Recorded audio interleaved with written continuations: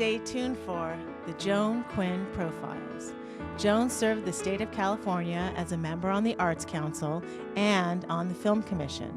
She was formerly on the Architectural Commission and fulfilled 2 terms on the Fine Arts Commission for the city of Beverly Hills. As an editor for Andy Warhol's Interview magazine, Condé Nast Publications, and the Hearst Corporation, Joan covered the world of fashion, the mysteries of food, the excitement of theater, and the international art scene. She continues to find people who are on the cutting edge of their professions. Here's Joan Agajanian Quinn. Hi, I'm Joan Quinn, and welcome to the Joan Quinn Profiles. We're taping here at the Hollywood Museum in the historic Max Factor building, and our guests are pianist Jura Margulis and playwright Robert Patrick. Award-winning pianist and professor of piano at the University of Arkansas, Jura Margulis was born in St. Petersburg, raised in Germany, where he studied at the music school Freiburg. Then he went to the Fondazione per il Pianoforte in Lake Como, Italian, and the Peabody Conservatory in Baltimore. I heard him play at Natasha and Cheech Marin's salon high on a hill in the Pacific Palisades, and we were mesmerized. You were playing your favorite compositions or just compositions that you put together for the evening? Well, you know, it's like with children, they're all favorite. Oh, I wonder. So how do you choose what to play then? I have sort of a vision for a couple of years of kind of a plan, what I would like to play, what I'm interested in, and I'm working through this repertoire. And at Natasha's, who is a pianist, yes. She's a concert pianist as well, you explained what each piece was about, which made the salon so much more interesting. One of the ideas of a salon is that there's an immediate contact with the artist. You know, in the old days, that's how it was. And the audience was right on top of Yes, you. How do very you close. feel? I mean, the piano was like this close.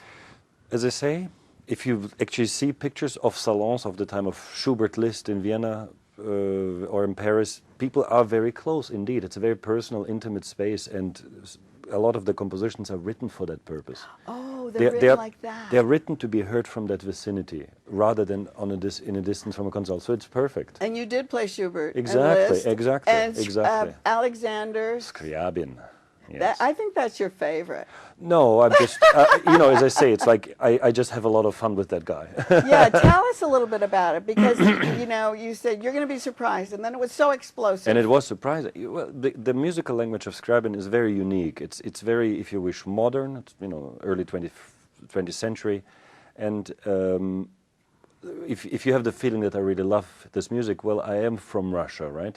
My father, who was a great pianist and pedagogue, was a great Scriabin player. There is such a thing. Oh, he like was. Horowitz was a great Scriabin player. Sofronitsky was a great Scriabin player. And I soaked this up amongst other things in my, if you wish, education, you know, the way I was raised musically. So Scriabin, I have a relation with this man, so to speak, with the composer, with his music, with his worldview, with his way of thinking. But what is his worldview? He's like the world was coming to an end. In a flaming ball of fire. Yes, he. It's not that he, you know, professed that. It's just we know that that's what he believed based on documents, right? And then there's a piece like this where it's the title of the piece is Towards the Inferno. So, you know, how would you understand it? In order to try to understand how to play this piece, I mean, they are, you know, a piece like this, they're black dots on a page of paper. At first, for us, contemporary sort of concert pianists, right? So you have to decipher that, and it's like a mystery scene. What does he mean with all of these black dots? And some backstory, like knowing that, well, it's the end of the world, that helps. That helps a lot. That helps a lot. But one of the things you also talked about was the vanity of the composer and how they mark by those little black dots what to do. Right. He was very specific, very precise, and yet a score in anybody's writing, like from Beethoven, from Bach to you know, Boulez of the 20th century, is an approximation. It's not an instruction manual that you can just follow. It's 30% of the information you find on the page, and 70% are context. You just have to know things. You have to know music. You have to know the composer. You have to know the time. You have to. I mean, is that you have to know everything? You have to know if you want to be good. And when you teach at Arkansas at the I university, demand everything. do you? Do they have to learn? Do you make them Everything. learn? And how do they become involved? So a very general question, and at young age. First of all, at a very young age, and almost always with the involvement of parents or guardians, you know, or teachers. Somebody must be right there from the very beginning. It's like athletics, it's like chess. Some endeavors take so long and are so difficult that you need to start very early and do it for a very long time before you even discover whether it's something you can do. So we're talking about a small piano, a 5, 6 small years room, old. or somebody very young starting, and you're playing in a room with a few teacher. hundred people. Well, Oh, you mean when you performance. start performing, yes. When you start Performance is performing, it's a little bit later than you start the education, right? yeah. No, but the education, what you're saying is right. And then you start performing, and then all of a sudden you're on the stage with an orchestra. Yes, that How happens. how does that? The I mean, first you've time- played the in these first great time- halls all over the world. The first time, it's a scary ride. But do you play the same way, like when you're in this room that I was talking about and on the stage? Ideally, you know, I write about music. I have kind of an online blog, and I mean, one of the things that you can find there, I mean, it answers that question. Oh, good, because it I answered didn't that question see that. specifically. No, it's Yes. I'm So what would you play? What I'm saying there is that the environment that you create for yourself when you prepare, when you practice, must ultimately be, you must feel about it the same way as you would want to feel on stage. It's like you enter the same room when you come on stage, ideally, right? It's very difficult. A small room. It doesn't matter. Oh, it doesn't because matter? it's the instrument and the keys and the sound, Oh, right? right. And so that can be, you know, I played once in front of 80,000 people, but I mean, so how do you take this in consideration? You don't. That's what I mean. You don't. You listen to the music that comes out of the instrument. So when you That's go what to you your do. piano, you're just there with your piano. That's What right. about the conductor? You've worked with Okay, great so conductors. the moment you play, the moment you play with an orchestra, the Right. feeling of security, as far you know, like you ask, is it like in the same room? Well, Right. on the one hand, yes, because you're making music. On the other hand, no. Of course, you have to now coordinate with a large body and with the conductor, right? Right. And there are very different ways people do that. You know. Ah, yes. So I can tell you one funny. tell me, such thing. because you've played Like, all over the yes, world. I mean, so you know, ideally you have a great conductor and you have a communication you meet before you rehearse. You wink Everybody at each understands. other. Yeah. It's not. You don't need much because the music is going on. So you know, it's already in a frame, right? You just do some little sign and it's clear what will happen next. But imagine the conductor is not good, right? Let's say he can't conduct, right? He's just, I mean, you know, he was and there's like, he doesn't lead the orchestra at this point, right? The orchestra doesn't know exactly what to do. So I figured for myself, I don't know if other people do, like you have to communicate with the instrumentalists. So then everybody is like kind of politely looking at the conductor, but I look at the first violinist, we're like doing things, you know, I look at the oboist, we're doing things together. Like this, the cellist is right in front of me. So you're like working with them. With the and it's not that I'm conducting them. I'm just trying to play with them as they try to play with him. Wow. I mean, does that happen often? That is no. This is an No. exception, but a funny one that that you would not imagine that somebody would experience. Yes, but It's not that's like in right. the movies. No. I mean, and you have a great conductor. Who would Yeah, you say a that's- great conductor? You know, there are many great conductors. Let's not name names. Let's not name any. Yeah, Okay, so you know. have a great conductor, and he takes total charge. That's fine. And you follow his lead? If we serve music, I will gladly follow a great conductor, of course. Of course. Of And we You know, talked. Go on. There's a story, Sergei Rachmaninoff once was asked, how fast do you want to play the Beethoven right. concerto by a great conductor? And Rachmaninoff said, I'm no specialist, I just do what the score says.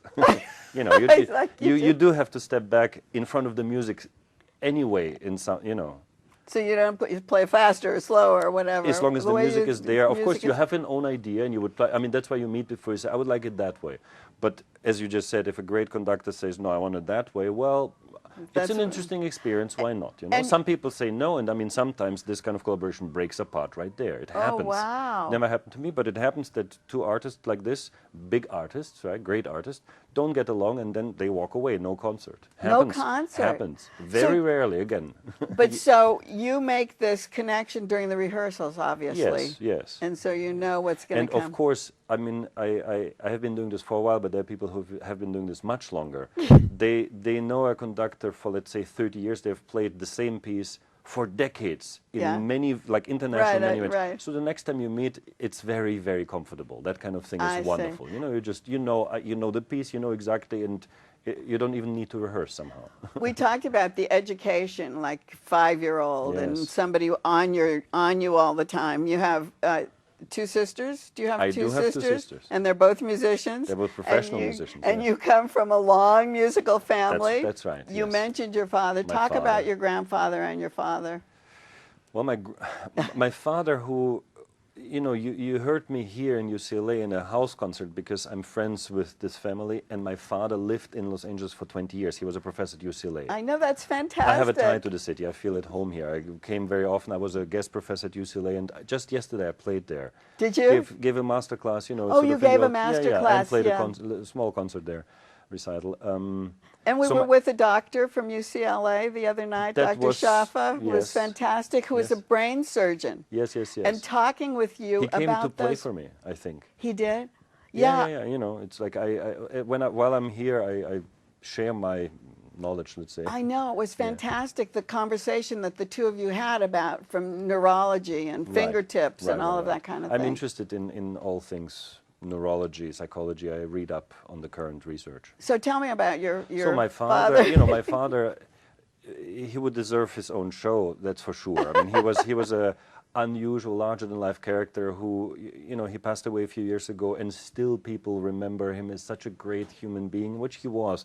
A very unusual sort of, you know, born in the Ukraine, having gone through World War II as a teenager, lived through Stalinist terror in Russia during, you know, the worst of times as a musician, and sort of eventually got out of Russia in an emigration to the West, and eventually ended up here in Los Angeles, right? Wasn't that Eventually. great? Well, there were a lot of expatriates here, too. That's right, There of were a course. lot of Oh Russians my living God. here. Musicians, of Yeah, course. musicians, writers. Right, and his father was a pianist who, before World War I, was educated also in Berlin, in Germany, but from the Ukraine, and yeah, Like somehow. you, in a way, in Germany, educated a little bit. Yes. Well, yeah. Or raised. You know, it is curious. I have what you call the Russian school from my father that I received in Germany, and I got German school in Baltimore with Oh, Leon when you were Fleischer at the- in the when you were United at the States, right? Like Leon conservatory. Fleischer, my other teacher in Baltimore, was a student of Schnabel. I mean, one of the greatest descendants of the Viennese piano school somehow. Oh, wow. That's interesting. So tell me about your sisters then. So I have You have a two trio. Yes, I have 2 younger sisters. One is a cellist, one is a violinist. One lives in Spain, one lives in Belgium. They're all both professionally, you know, busy traveling, playing all the time. My sister right now, as in is playing at Carnegie Hall in New York. Oh, how great. And I mean, right now she's, and we of course have a family trio. Just we live in different continents, so it's difficult to meet. When do you meet? But you know, last year we played together here and there in Europe, and this year we're playing together as a trio in Switzerland. Oh, in you June. are? Yeah. We're all sort So of. do you need a lot of rehearsal, or you know how to do it? I mean, we're not different from other musicians. We do need rehearsal times, and it seems to an audience that, well, this is a sibling trio, which is rare. Right, I mean, really yes. rare. Like 3 professional, like classical musicians on stage. It's like as a family, and they of course so assume that we just, you know, grew up in the same, you know, Milieu, and I tap know it seems pop. like that's Right. what I would think too. But not exactly, right? Yeah, 'cause they're a you little all bit studied younger. with different We studied people, in different right, countries and different right, continents, but we right. meet, of course, every year more than once at this point. We're all adults, and we rehearse together. When we meet, we play together. That's Of fantastic. course, it's That's a lot of fun. And I played with my sister in Washington just in April. I mean, we played together as a trio, but also in duos. I have a CD with my sister. So, if one sister plays with you, you'll pick up somebody else to play, or no? If You won't? ideally we're playing as a family trio, but it happens that I play just with one sister. With I see, Alisa, I the see. violinist, we recorded a duo CD. I see. And I do play sometimes a trio where, well, there's another cellist and my sister, right? Or another violinist. But I see. we like to play together, You of like- course, of course, of That's course. so great. I Of think course. that's so wonderful. It's very cute. It is cute. It's not really you know, cute. I'm older, but sort of, especially the violin sister has a lot of experience in chamber music. She played with really the greatest artists in the world over the years. And so when we rehearse, even though I'm like older, right, and kind of the guy in the family even, I let her lead the whole thing. Oh, she you leads. Know? She's the like, strong one? Don't you see? Yeah, yeah. She's very strict with me. She's the strong one. She's like, you better prepare. You know, I'm like, yes, of course. Oh, I love it. I love it. And you were very prepared for me today. Thank you so much for coming. My pleasure. I just loved having you, and I love the way you're able to juggle your work and being a jury person on Right, all these different right. things, and also performing at the same time. You know, one thing is I don't have vacations. I don't do that. Oh, that's why. Yeah. That's but it's, you know, it's a very full life with the music. Thanks, Jura. Thank you very much. Don't go away. We'll be right back with playwright and singer Robert Patrick.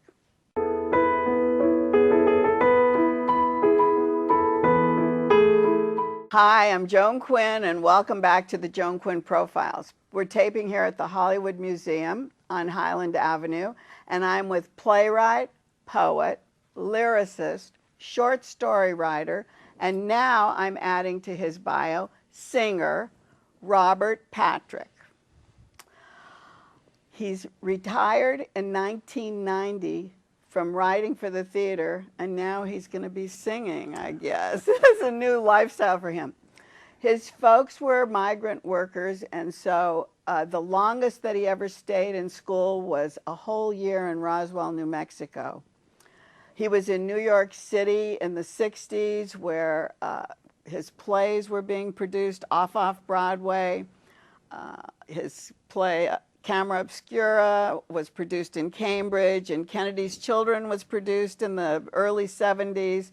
And I don't know where to start, but after you came out of your so-called retirement, you did a show called Kill Me. What Doesn't Kill Me? What Doesn't Kill Me Makes a Great Story Later, Oh. or The Success Pool. Success Pool? I had 4 or 5 years of what is known as international success with my play Kennedy's Children, and I was not good at it. You mean it's success? You weren't good at success? I wasn't good at success at all. With that smile? How could you say that? I blew all the opportunities and closed all the doors behind me. Is that right? And was fortunate to get involved with a high school theater organization called the Thespians. And for 10 years, I used my residual fame to visit high schools in every state of the Union except Hawaii. That was fantastic. Yes. So that you were giving back. You were giving back to the community, really. I wished that someone like me had come to my high school. Yeah. That kept me going. Yeah. I visited over 1,000. How did you book all those places? Well, a rich school would offer to fly me there, Really? and I'd say, no, buy me a bus pass and I can visit 20 poor schools on the way to visit your rich school. Is that right? So I wound up Oh, hitting so that was 1,000 of them. fantastic. And what were you teaching them? The Camera Obscura I was play? trying to make them realize that they could be in theater if they wanted to. But you used that play a lot, right? Yes. And why? Why? What was the play about? Well, I owe a great debt to the world. I invented the 10-minute play. But nobody paid any attention to a no, 10-minute play. No, they did. Oh. The reason that you are now constantly getting invitations to see evenings of 5 and 10-minute plays is because in 1966 I wrote Lights, Camera, Action, and they were so successful that the entire world decided it must be easy to write 10-minute plays. I don't think it's easy, is it?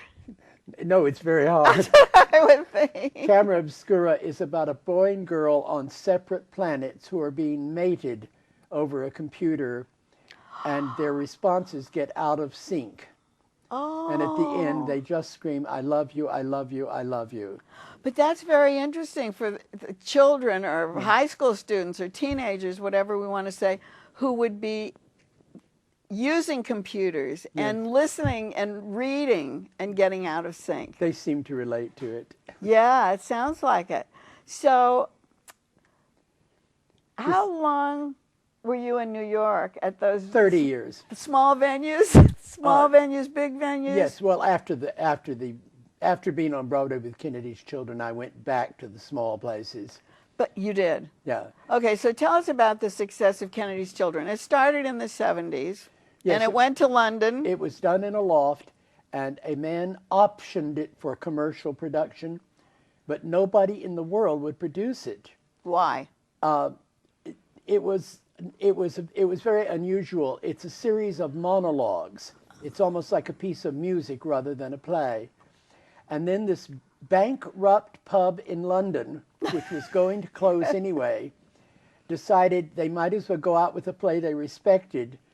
So they put on Kennedy's Children, and the next day I signed contracts for productions of it in 60 languages. Is that right? It was Right from England. Yes.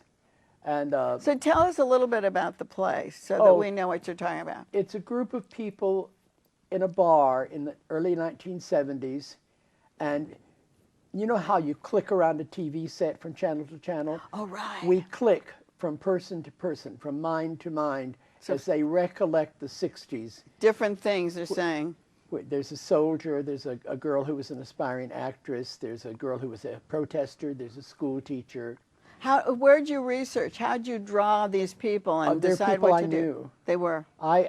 At the end of the 60s, I was still going strong, but a lot of my friends had weirdly slowed down, and it was in talking with them that I heard the stories that made up Kennedy's Children.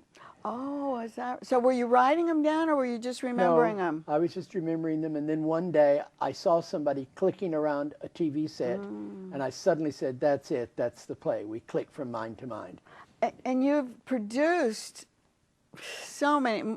You're probably one of the most prolific Samuel French playwrights. called me New York's most produced playwright of the 1960s. Thank you for saying that for me, because that's of the 1960s, but you continued. I did, right through the 80s. But that's behind me now. I'm a singer now. I know. I retired from playwriting and came to LA and vegetated for 20 years. What were you doing? Vegetating. No. I got to where I weighed 300 pounds. No. Yes, I did. And then I met these enchanting young people who call themselves performance artists. And they had read my plays in school and looked me up. And they talked me into being in a show of theirs. And I had to sing a little. And to our great surprise, the audience stood and applauded my singing. Oh, good. Okay. So, and you're going to sing in a charity event that Richard Tanner and Hillary Rollins are producing. Down with Love. And how did they find you? I think they saw me singing in some of these many small venues I've been singing in lately. I sang Happy Birthday to Richard Tanner at his birthday party. I do Happy Birthday a la Judy Garland. Do you? Well, what are you going to sing? What are you going to sing at the event? Which is a fundraiser for human rights, really. It's an hilarious idea. It's called Down with Love, and it's all hateful love songs. And there turn out to be a great many hateful love songs that people are coming up with, either classic ones or their own. I'm singing 3 that I wrote. Oh, you wrote them? Oh, yes. Oh, I see. And would you care to hear part of one of them? I would love to hear one of your songs.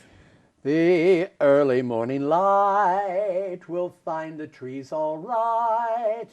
The waves will come and shatter on the shore. But everything has changed because you don't love me anymore. You don't love me anymore, so everything's changed. That's great. I think I hear a Broadway voice. Yes, my favorite music is the old 40s, 50s Broadway tunes. Yeah, I do hear that. But the other thing, let me ask you about your name. You have this Irish, what is it, Irish tenor? It seems Kind to of a come tenor? out that way. See, I wanted to be a singer when I was 5 years old and saw a Judy Garland movie. And everybody told me my whole life, you can't sing. So I always just sang in bathtubs and things. And only when... and what'd you sing of Judy's? Oh, everything. And only when Jason Jen and Ian McKinnon dragged me on stage a couple of years ago did we discover that all those years of bathtub singing seemed to have had some effect, and people seemed quite pleased to hear me sing. Okay, so here we are. What doesn't kill me makes a great story. Later. Tell me a little bit later. I forgot it. It's Well, such that's a all long. about from the moment that I got the call to go to England to Oh. see Kennedy's Children. You tell the story? Well, it just covers the years of my success and ends when that's trickled away and I'm retiring in Los Angeles.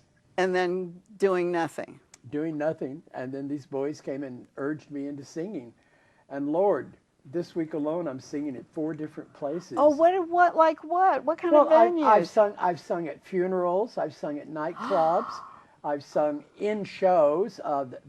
These kids put on a lot of reviews and they're always sticking me in the middle of them singing.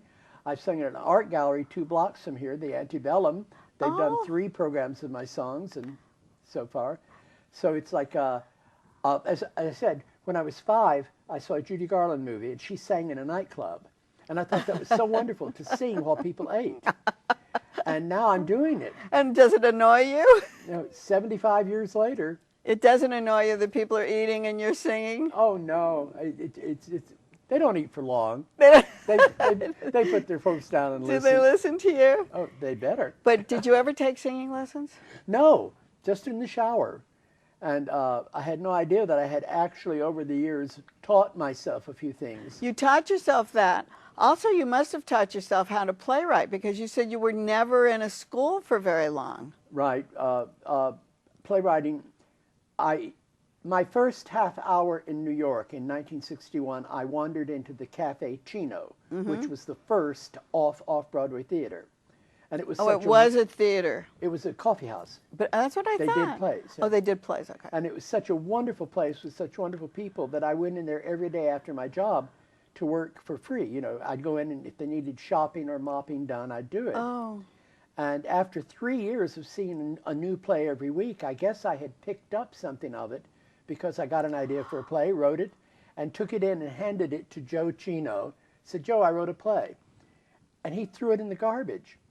Said, you don't want to be a playwright, Bob. Playwrights are terrible people. You're a good guy. You pull your weight around here. You'll thank me someday. And you were a young kid. And I said, okay. But Lanford Wilson, who later won a Pulitzer Prize, happened to be standing there, and he says, come on, Joe. Bob does a lot of work around here. He pulls his weight. You should do his play. And Joe said, oh, all right, but you'll be sorry. You want to sing us out? Sing us a Judy Garland out? A Judy song? I'll let you know about the way I'm feeling. I'll let you know or even care. Why, I could fall down in a heap before you. You'd never even notice one more creep before you. Some boys find me, as they say, appealing. You could be my first affair. If you'd just apologize, my heart would be too big to swallow sighs, and it would mean so much because I love you such an awful lot, you know. Bob. I'm going to call you Bobby. Bobby Patrick, thank you so much for Thank being you. with us. And you know, you're kind of the reincarnation of Fred Astaire. Do you dance? A little. Do you? Do we have a minute? People ask why I'm such a fancy dancer, and I can't answer intelligently. No, not me. I keep thinking I'm some kind of imposture, or else you've lost your perspicuity. Because you see, I just beat my feet in time to the music. I just follow the notes up and down all the scales. I repeat the words that rhyme with the music. I'm just one of those musical comedy males. Bravo. Thank you so Thank much. you. Thanks for watching the Joan Quinn Profiles. Write to JAQUINN1 at AOL.com.